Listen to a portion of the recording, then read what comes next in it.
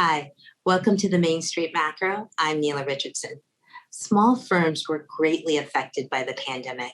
They were forced to make hard decisions about the way they did business and even restructure the way they did their work. But now, with the recovery underway, small firms are still facing key challenges and opportunities.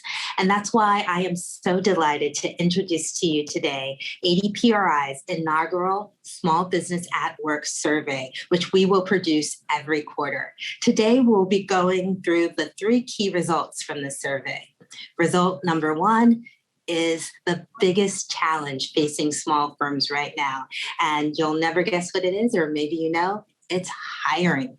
Finding qualified workers is the top challenge. About 1/5 of the respondents said that they had hired workers in the last 6 months, and double that plan to hire more workers in the next 6 months. The bigger the firm, the bigger the hiring challenges. 2/3 of larger firms with employees from 25 to 49 plan to add headcount in the next 6 months. Now, all that hiring doesn't necessarily translate to higher pay for workers. In fact, roughly 50% of firms don't plan to raise wages at all.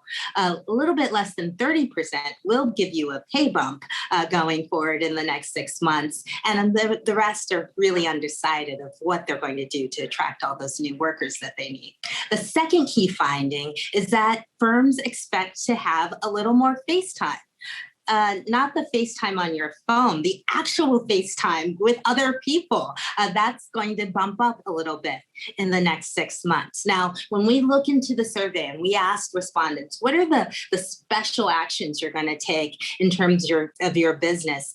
Fewer of our small firms reported that they were going to give a special bonus or increase pay. But on the flip side, fewer businesses said that they were going to do layoffs or reduce pay or reduce benefits. So that's the good news. But we did see a significant finding that small firms do plan to increase the number of in-person customer interactions that they're going to do. And firms were more willing in the next 6 months to encourage and sometimes require employees to come back into the office. The third key finding is really a reason for optimism. Over half of small firms see a brighter outlook for sales and revenues in the next 6 months. Only 10% are expecting a revenue decline. And there's even more reason for optimism. More than 60% believe that their revenues will return to pre-virus levels in the next year. And 3 out of 10 firms actually said that it's already happened. They're already back at pre-COVID levels of revenue and sales. So that's fantastic news about the future.